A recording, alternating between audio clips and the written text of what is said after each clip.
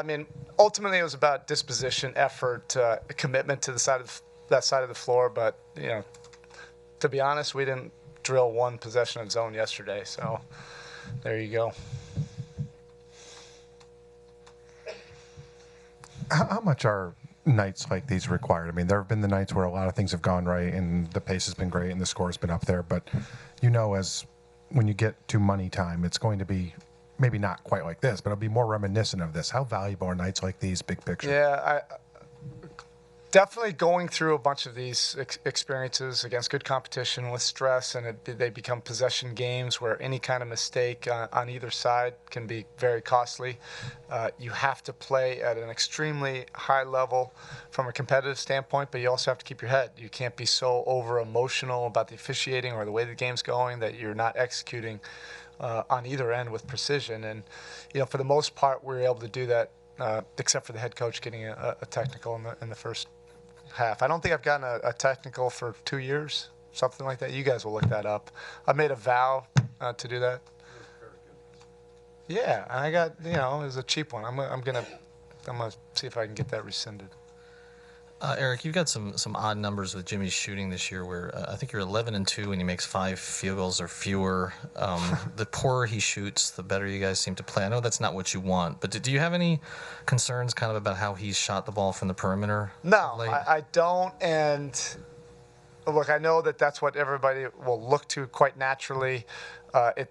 There's going to be ebbs and flows with the season. And that's certainly not going to be something now that we game plan, hey, try to miss a bunch of shots so we can win. But I think that's what young players should learn coming into the league, of what a max player actually means. It's not about stats.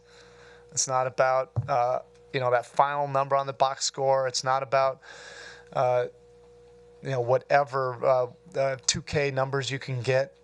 It's not. It's about how your team functions, and are you winning because of a player. And there is no debate about this. He's having an incredible impact on our winning, on our bottom line, and that's why we chased him so hard as a max player. That should be the definition from here on out, but it's not. It gets clouded, and too often it becomes about stats, or people that can pile up a bunch of stats, even at a young age, but they're empty stats and they don't impact winning.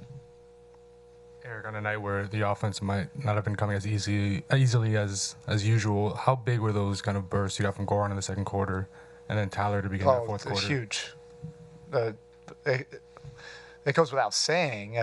Look, that's a great defensive team. Even with the guys out, Gasol's out, and he, as a former defensive player of the year, clogs the paint as well as anybody in this league. But when he's out, they have the great depth and speed to their roster, and they present some challenges with their length and quickness. So you need guys that can create something out of nothing, and that's what Goran basically did in the first half. We were jammed up on several possessions, and we didn't have anything going with our normal offense, and you need great players to step up and make shots, and Goran did that. And then Tyler really broke the thing open. It was close back and forth, and it became a double-digit game when he was able to knock down some big shots. You seem to enjoy that last possession. This has become a bit of a thing this year, with the guys not wanting to take the end of the shot clock turnover, and you seem to enjoy what was going on out there. Yeah, I also don't think it's that big of a deal if you shoot it. That's disrespectful. I don't know when that started, that you have to eat the ball and take a turnover, or else you're totally disrespecting the other team. People get all fired up about all the wrong things in this league. I had to explain to Bam that goes as a team turnover. It's not your individual turnover, because I've been on his ass about turning the ball over. So he looked at me and laughed about it, but that doesn't go to him. It would have been okay if he launched the three or dribbled it in, and I'm sure Toronto would have marked it on their calendar the next time we play them, because we shot one in the last 12 seconds.